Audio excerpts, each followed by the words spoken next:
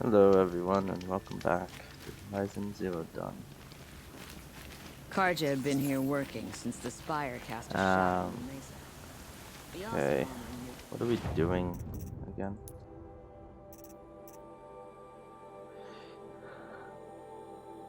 Go to the grave hood. What? All the way over there? Okay, it's gonna be a while until we go there. Alright,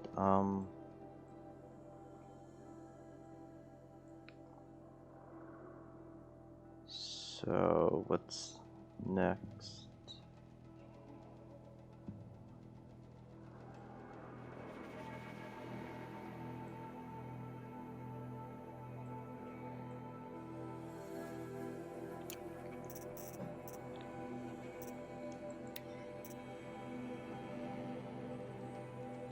Okay, we can meet him back at the palace.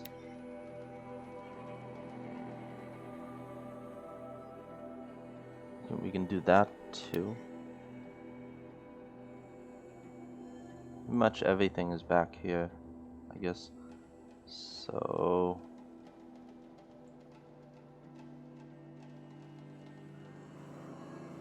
alright, I guess let's just go back there. Well, hold on. Who's this? Okay, that's way down there. Hunter's Lodge. Anyways, everything's down this way, so let's go that way. When will it end?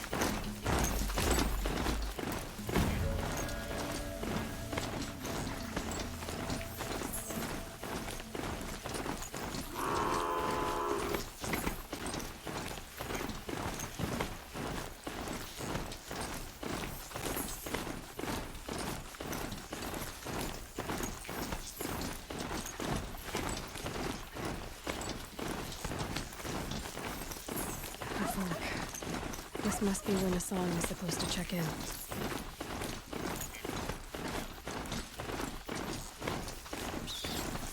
Oops, I didn't mean to kill that rabbit.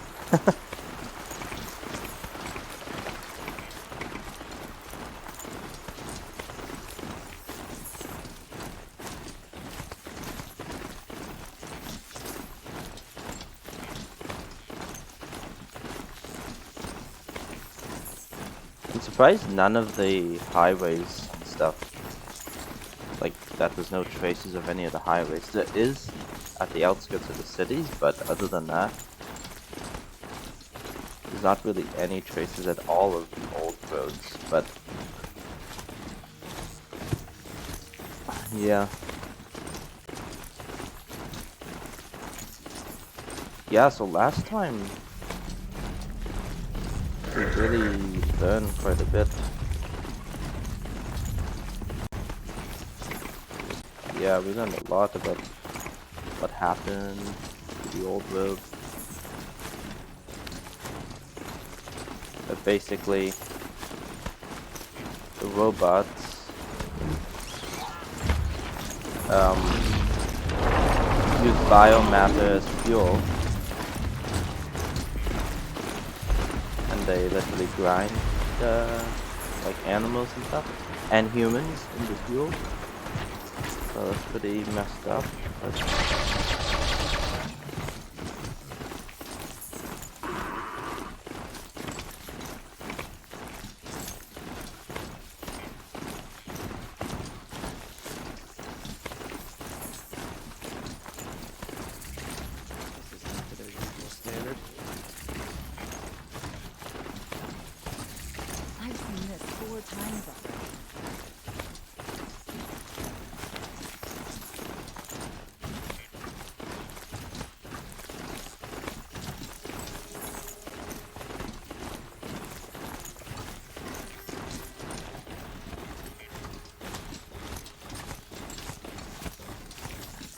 Alright, we're back at the palace.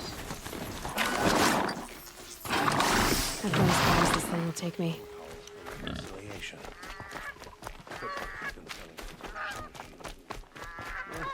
Seem better.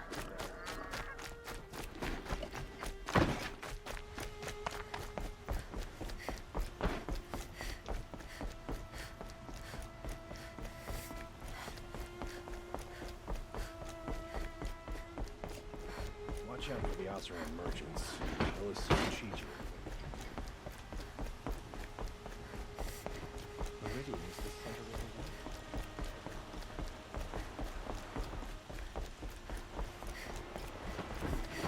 Always stay bright. Always stay alert. That's what I say.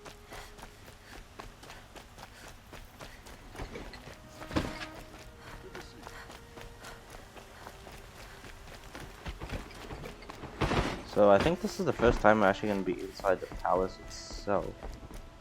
So that'll be cool. Oh, okay, we have to talk to this guy. Greetings, Aloy. I am known as Blameless Marad. Please come with me. You're needed for an important consultation. What do you mean? Where's Erend? He's inside, attending the Sun King, where we should be without further delay. Follow me, please. All of these people are here to see the Sun King. Yes, and each has come to ask a favor of him. Unpleasant, but that's politics. The Sun King is eager to meet you, the machine tamer with a curious eye for detail. It's all very intriguing. I'm not here to intrigue you. Too late. First the Oseram get special treatment, and now Outlanders from the savage east. Interest could the Sun King have in her? Passed by some Outlander woman? Unacceptable. I've been here for 2 hours, and this Nora goes to the front of the line. Ignore them. Nobles are like children who whine when they don't get a second helping of dessert. Yeah. What's the Sun King like? The most important thing is what he isn't like. His father. I think you'll find him to be a reasonable man. Yeah, from what I hear, his father was not a good man at all. Aloy of the Nora. She who sees the unseen. Welcome. It would seem you have done me a great service. Erend, tell her what you found. I checked Ursa's tomb. You were right, Aloy. The body is missing a scar below her right knee. I gave it to Ursa when we were kids, fighting over a toy sword. If the body is not Ursa's, then we must assume she is still alive. And I will not abandon her. We only know she was taken, not who took her. I can help with that. Ursa has an enemy among the Oseram. A warlord named Dervahl. Impossible. Every clan in the claim has been hunting for him since the liberation. He has to be dead by now. No other Oseram had the motive and ingenuity to lure Ursa into this trap. I expect to find him lurking somewhere near the border. I've already sent an agent to investigate.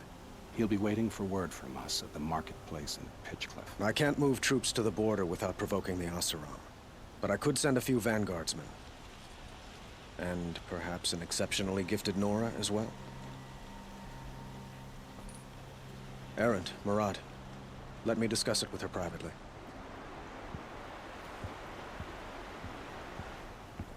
I hate to impose further after all you've done, but this is a matter of great importance to me.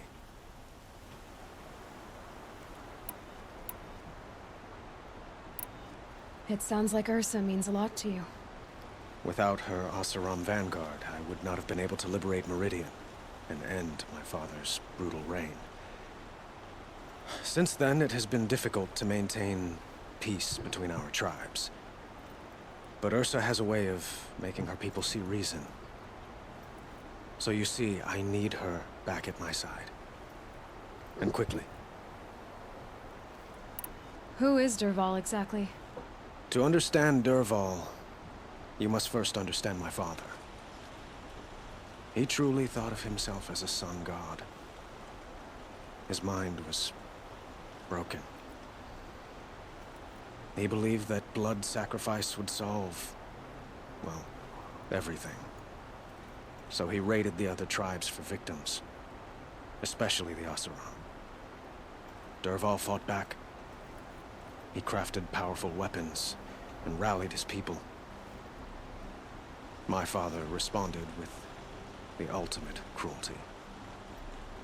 He captured Dervahl's wife and daughter and sacrificed them in the Sun Ring. So, why would Dervahl go to so much trouble to kidnap Ursa?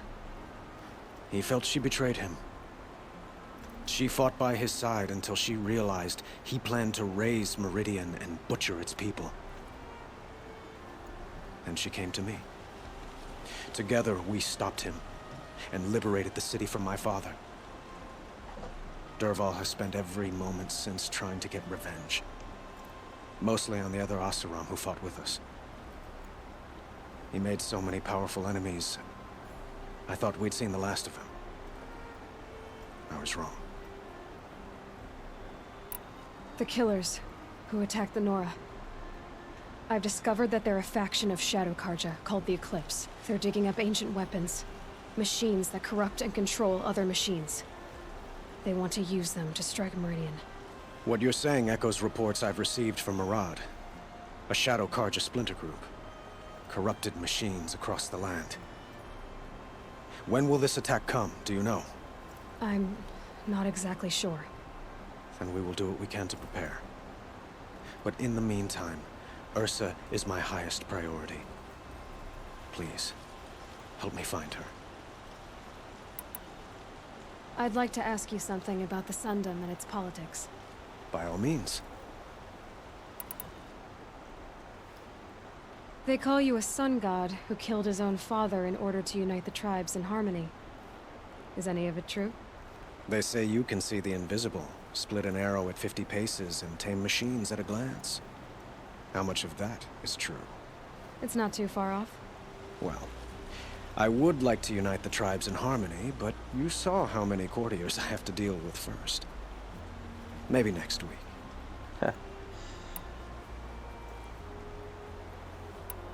Your politics seem very complicated. The Oseram are friends, but enemies too? I couldn't have liberated Meridian without the help of Ursa and her Oseram freebooters. Many of them have settled here. But the Ealdormen of the Oseram clans in the Claim have become jealous of their success. So have many Karja nobles. It's a volatile situation, especially given the fact that my father raided the Oseram for years. Ursa helps keep the peace, promising a future based on mutual gain. But some, like Dervahl, will never let go of their venom. Quite a place you've got here. You can almost see the little people below the mesa. You don't approve? Well, I have a secret for you. Neither do I. But we must be patient. Change won't come in a single sunrise. But will it happen at all, while men live in palaces? It might. Eventually. If people like you help me bring it about. What can you tell me about the Shadow Karja? What do they have to do with Ursa? They are remnants of my father's regime, holding out at the fortress of Sunfall to the west. Like him, they care only for domination, and seek to draw upon the power of the sun by spilling blood in its name. Since Ursa helped me take this city from them, they were perfect scapegoats. Dervahl knew this, of course, and planned it well. I need to get going. I know. Well, they say kings should never beg.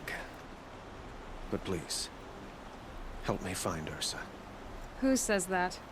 Well, Murad, for one. Don't hesitate to ask him or Erend if you have further questions. I like him. He's a pretty good king. Oh. Founding a meridian. Okay. Oh yeah, I'm gonna read through this, but like the others, you can definitely skip ahead a little bit, because it is quite a bit of reading, but... Okay, let's see. So, founding of Meridian. The founding of Meridian. We are Kaja. In us is the blood of those led by our men from persecution and pursuit so long ago. Out of the savage east we came, guardians of a treasure greater than land or metal, the leaves of the old ones. Our men found the leaves in a ruin, picked out by a beam of sunlight, and he recognized at once their importance. Within was etched the first teachings of how to observe the sun, to recognize its guidance, and to understand the place of man.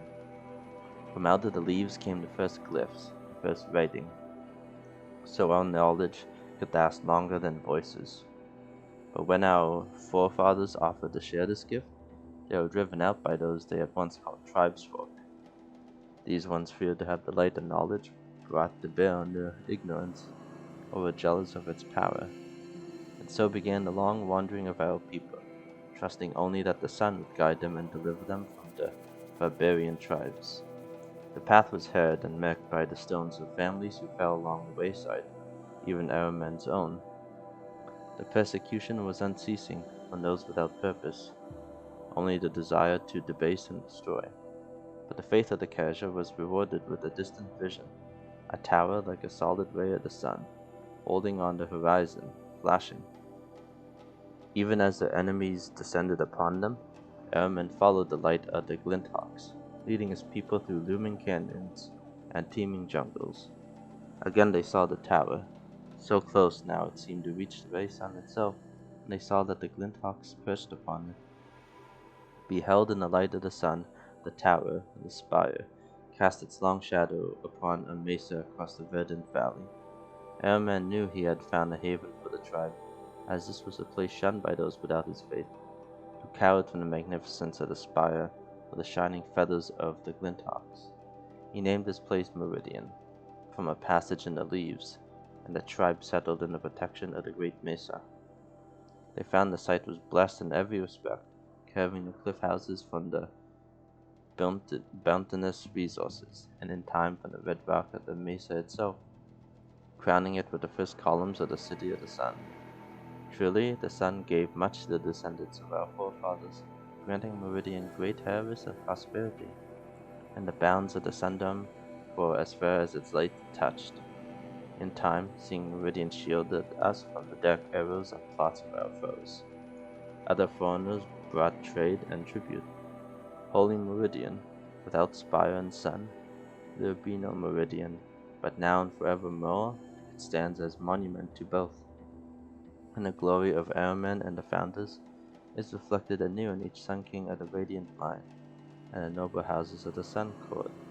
So this kind of, I think, touches on the history of that big spire, that like the huge tower that we see close by the city here. I'm still not completely clear though how it got there.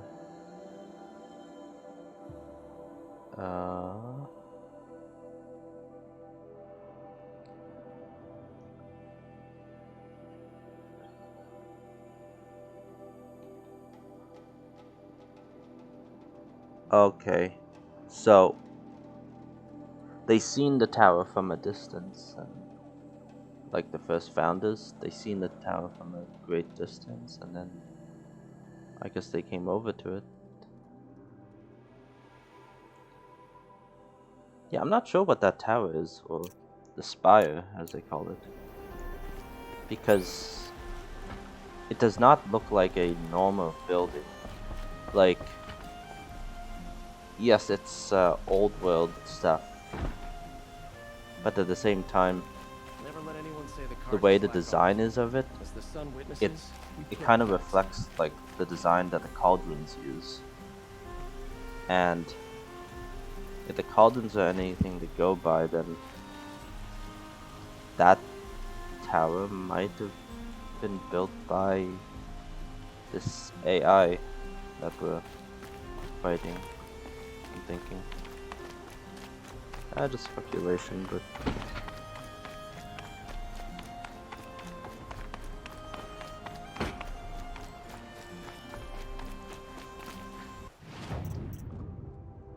Pitchcliff. No, we have to go all the way back up here? Okay. So we're not going there yet. We have stuff to do here in the city. Like this one.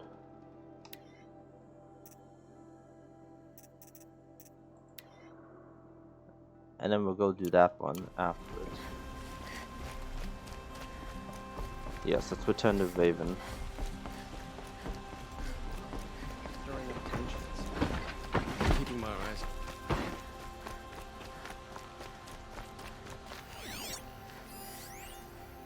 The Mad Sun King.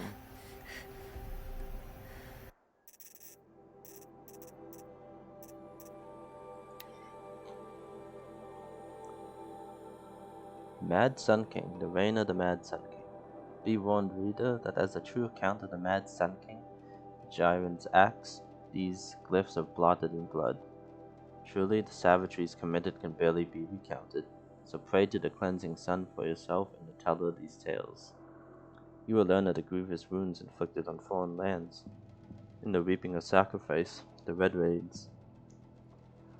For the Mad Sun King would order a whole generation cut from each village, so they might more willingly supply sacrifices and behead oppressed with field-fighting men on the next raid. The Uteru, who sought to appease with gifts of grain, were slaughtered in such number that upon the following harvest, the maize grew black and blue with the blood of the dead. Against the Asuram, the terror of the sun piled the corpses of the fallen up to the walls of their villages, so his castrels might clamor upon the dead to enter. And in the valley of the barbarian Nora, terrors of the savage east, such savagery ensued that the trees were drooped with corpses hung as grim warnings. Should you wish to read of the Mad King's depredations against his own people, your curiosity will not go unsated. Within are accounts of the deaths of those sentenced to the Sun Ring, listed in such detail. You might think it reported by their own chattering skulls once fired outside the city gates. Nor will you find a more harrowing account of his massacre at the Hunter's Lodge.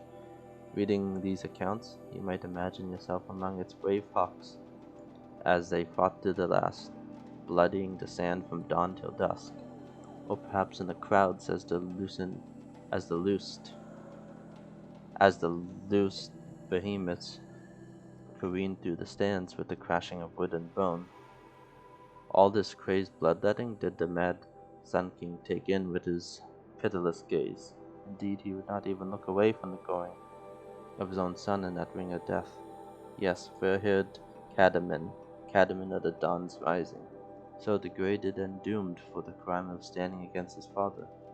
Such a true and complete account of the Mad Sun King, Jiren's miseries, cannot be found in the history annals, or heard from the reckoners of the Sun Priest. It is with a heavy head that I scribe these events, leaving out no shocking detail. My debt is to history and to you, brave reader. The Red Raids sound horrible. Well, we already do know they're horrible, but I mean, now we have a little better of an idea. I mean, you can't read the whole book, but it doesn't really let you anyways, but just from the description of it though. Oh? A miracle of the sun. The liberation.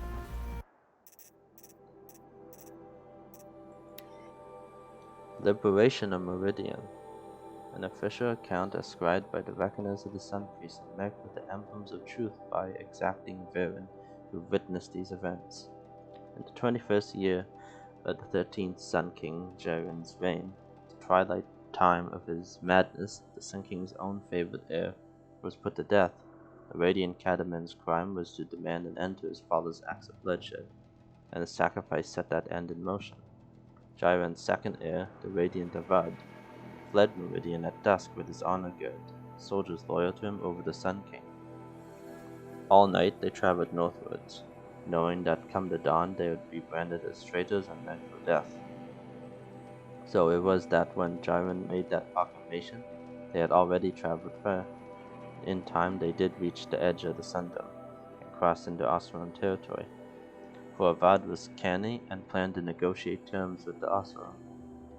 He knew he had an ally among them, Ursa, a fierce Oseram warrior with whom Avad had a long and unusual history.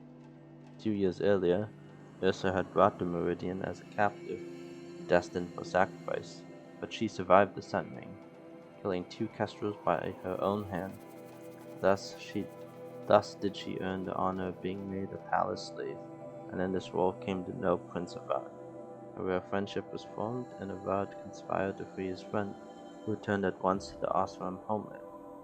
Now, desperate for allies, Avad sought out the Oseram he had helped to free.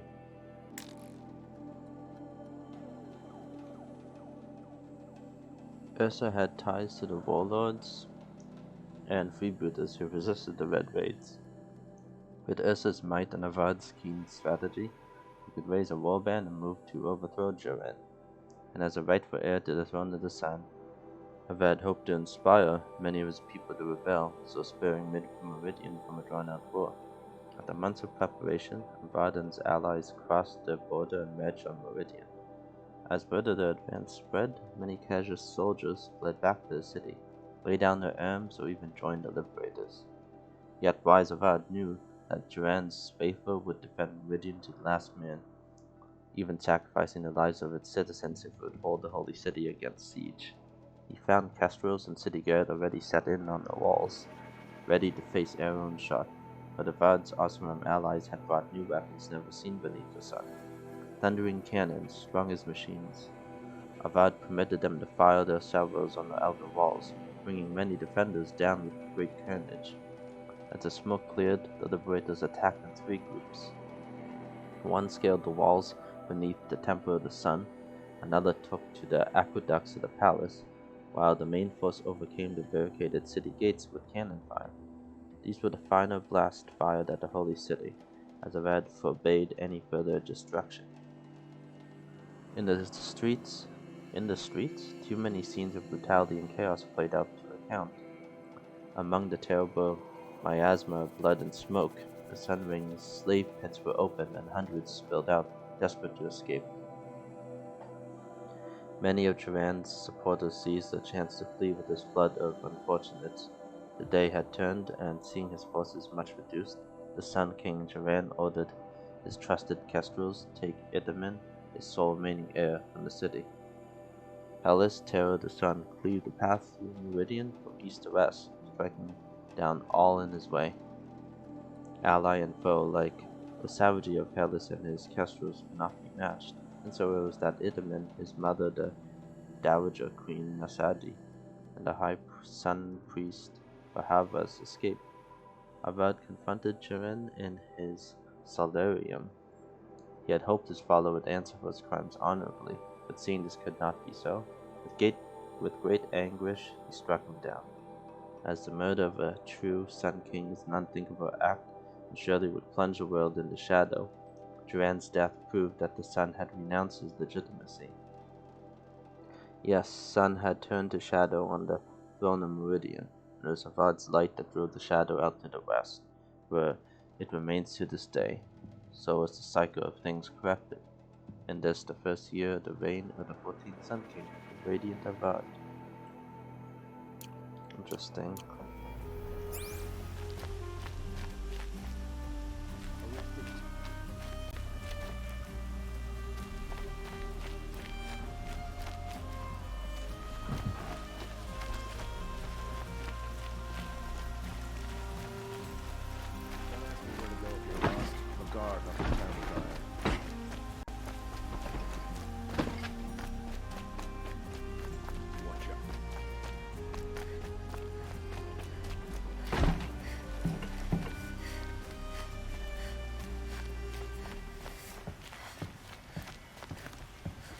A man named Nissan came to see me, and we came to an arrangement. I think many in Sunfall will benefit from it. All this from a stolen sword. As they say, follow the shadow, and you'll find a flame. Nice. There you go.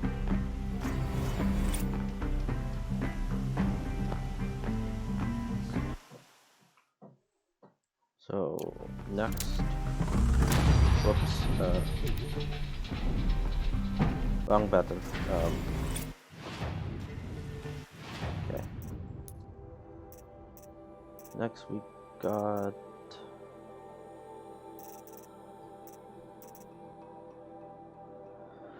go to Pitch Cliff, which is where? Way up there. And what's this? The Graveport? Definitely not right now.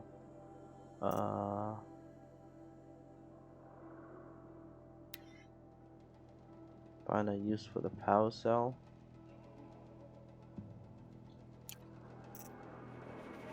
Wow, that's way back there. Okay, let's do this one. Because that's only right over here. Yeah. Alright, let's get some skills.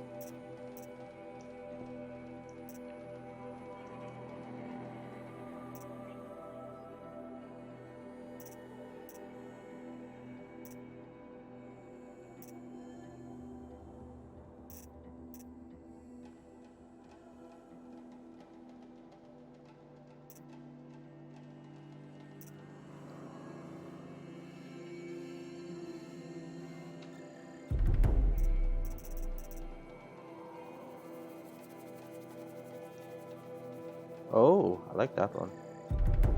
There we go.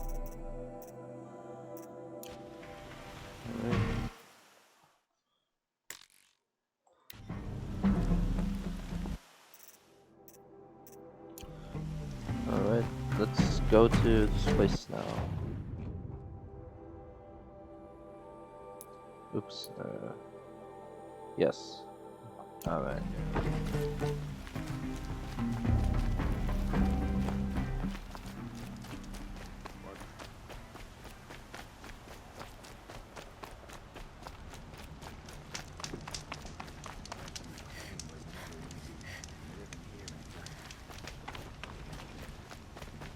Watch out for the Oseram merchants.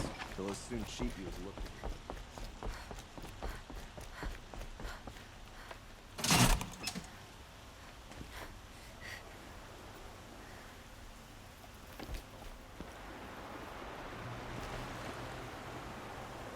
Someone left the fruit here.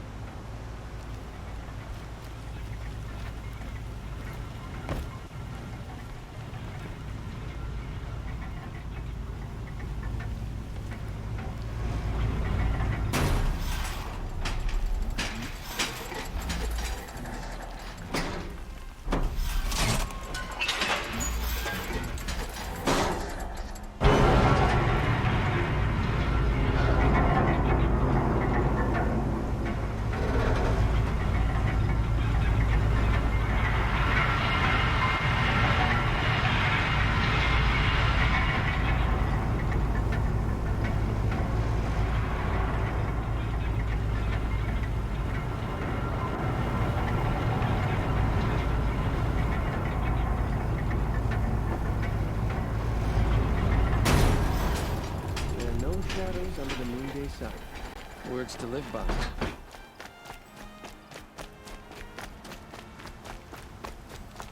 Here's what I don't get about this. Now, what's this guy want? Here, good prices, fair prices. Fairest prices for machine parts under the mesa. No tithes to the Sun Court, not like those greedy snarls upside. She's not interested in taxes. I know what she's not interested in. As I was saying, no better offer for snap maw lenses. I'd give my oath on it. By the sun, don't start spitting in your palm. Huntress, I apologize on behalf of my partner. Silent partner. Silent partner? If the sun would only grant my prayers. Never mind snap maw lenses, Huntress. There's no market for those. A long leg lens, though, you'd be well rewarded for. So which No market for a snap maw lens is good, strong stuff. You can hammer it into anything. Where do you think we are? Some trading post with sawdust on the floor? This is Meridian. We have culture. I know culture. Just the other day I was watching the hunting trials. Oh, great sun, lend me the strength of midday. The sun's baked your head if you think we'll shift long leg lenses at a time like this. Hello? I've told you as many times as the spire is tall, craft and artisanship is who we are. Craft doesn't win a war or keep the machines from your farms. What you need is good, old-fashioned, plain... Oh, yes. Old-fashioned, plain hammered work. If ever something glittered, you'd throw it back. If Karja had built that elevator, they would have stopped at a good-looking shaft. All those years of delving, and you never found a sense of humor. Enough! Well? They're a blunt people, the Nora. Why do you two even work together if you can't agree on anything? Yeah. It's a symbolic gesture. No tithes to the Sun Court, like I said in the beginning, Renine. Just tell me which part you want. A long leg lens. A snap maw lens. Fine. I can see that you're busy. Wait. You drove her off. Snap maw lens. What do you say? I drove her off. That's rich. Listen, Huntress. Long leg lens. Hunters, scroungers, bringers. Why don't I just get both? Scroungers? What kind of brutes are you trying to attract? We were agreed. I do the calling, you do the counting. I wouldn't say agreed. I don't complain about your counting, other than it takes too long. I wouldn't have to check it twice if you'd stop droning in my ear. Okay, sure, we'll get the long leg lens too. Why not? But that is something for another day. Yeah. I don't know where the nearest long leg is.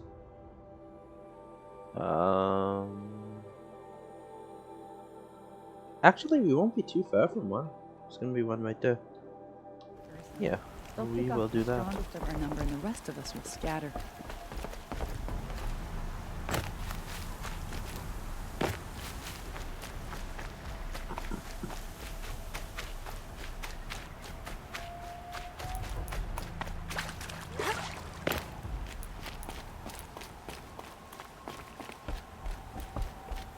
By the way, this thing here, the tutorial quest, rope caster. Tie down small machines. Yeah, sure. Can do that.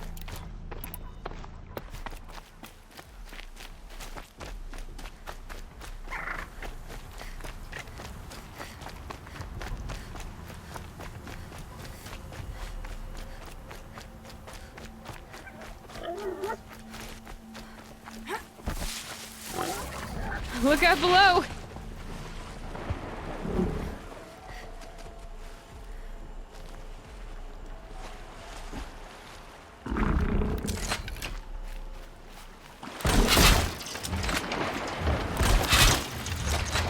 I don't think they're small machines. They're scary for me.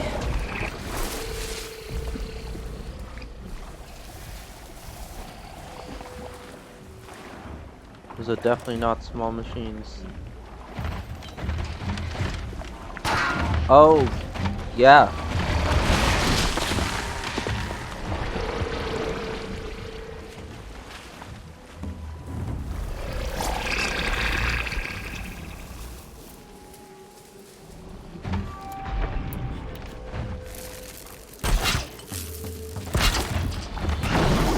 Yes.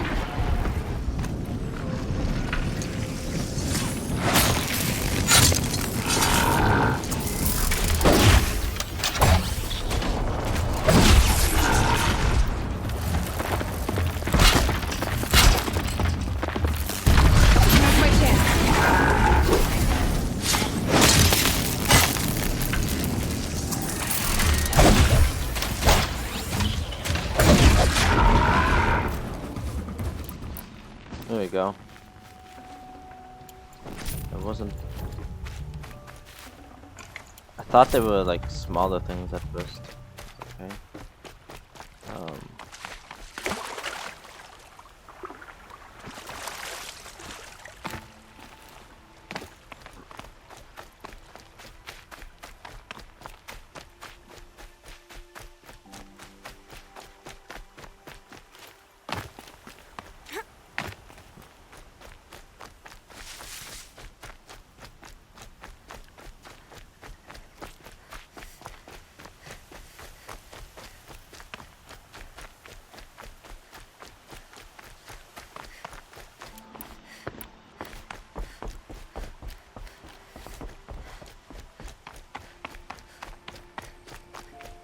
This thing is huge.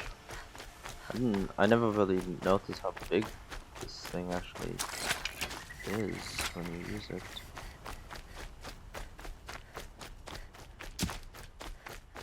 What the heck was that? Someone just try to shoot me? That's... I want small machines so I can do this tutorial. No, do this tutorial thing. Is this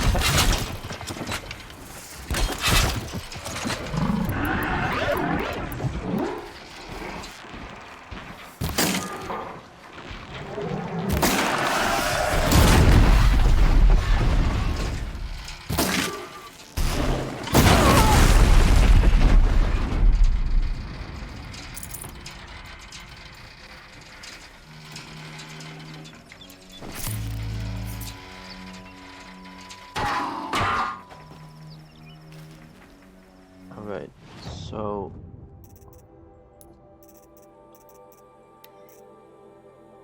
small machine. Okay. Wait. These were broadheads. Oh, I think I need to tie them down to the ground. Probably. Not to each other.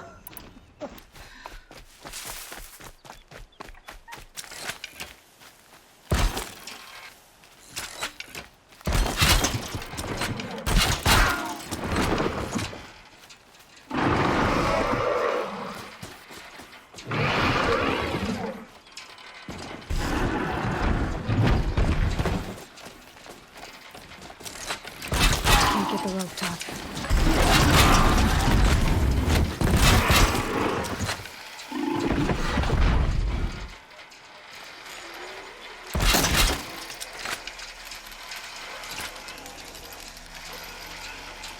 Did that count?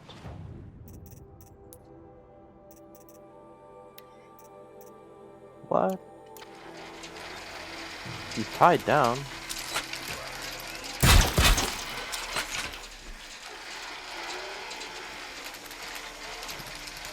Wow, I almost feel bad. Oh no.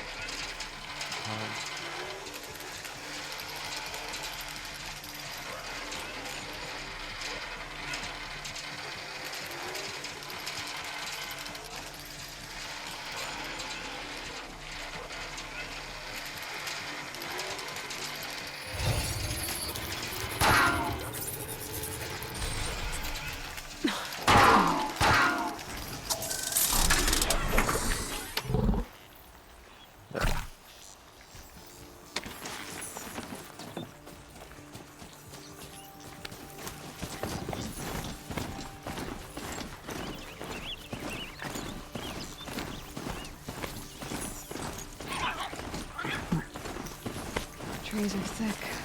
Hard to line up a shot.